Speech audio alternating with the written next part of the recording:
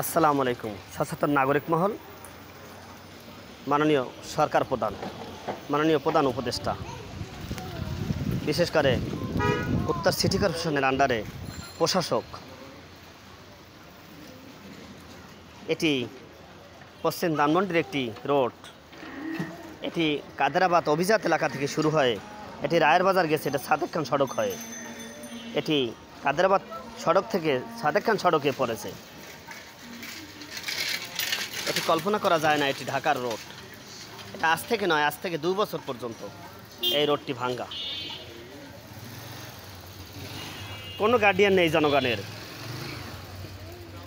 জনগণের কোনো দায়িত্বশীল ব্যক্তি নেই যারা এই রোডটি সংস্কার করবে। সবাই ঘুমন্ত অবস্থায়। আর মিডিয়া এলে শোনা যায় জনগণের সেবা করতে করতে তারা ক্লান্ত হয়ে গেছে। প্রশাসকরা যারা দায়িত্বে আছে, সিটি কর্পোরেশনের যারা এলজিডির দায়িত্বে আছে, যারা স্থানীয় সরকারের দায়িত্বে আছে, তাদের নজরে আসার কথা ছিল, এটি দেখার কথা ছিল। আজকে এই বৃষ্টির দিনে বৃষ্টি কাদা পানিতে একাকার হয়ে গেছে রোড ভেঙে। এখান থেকে চলাচল খুবই অনুপযোগী। এখান থেকে হাজার হাজার যানবাহন চলাচল করে। এখানে শিক্ষা প্রতিষ্ঠানের অভাব নেই, এখানে প্রচণ্ড শিক্ষা প্রতিষ্ঠানের চাপ। এখানে হাজার হাজার ছাত্রছাত্রীরা, ছোট ছোট বাচ্চারা এখান থেকে চলাচল করে।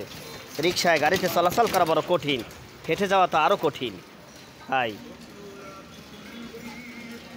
স্থানীয় সরকার, এলজিডি মন্ত্রণালয়, উত্তর সিটি কর্পোরেশনের প্রশাসক সকলের দৃষ্টি আকর্ষণ করছি।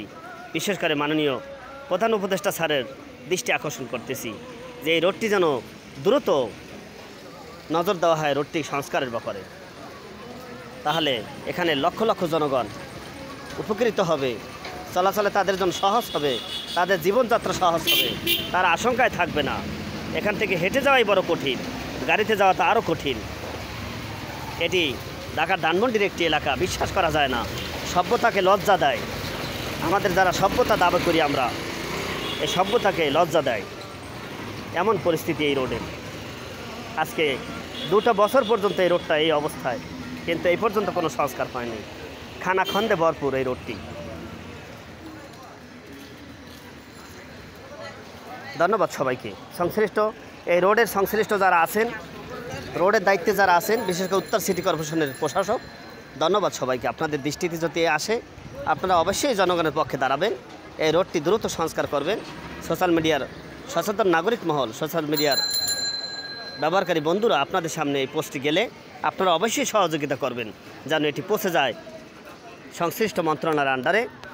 সংশ্লিষ্ট যারা এখানে দায়িত্বে আছে তাদের নজরে যেন আসে, আপনারা সহযোগিতা করবেন। জনস্বার্থে আমি হিমালয় যুবক আছি আপনাদের সাথে। আপনাদের দোয়া চাই, আপনাদের সাপোর্ট চাই, আপনাদের সহযোগিতা চাই।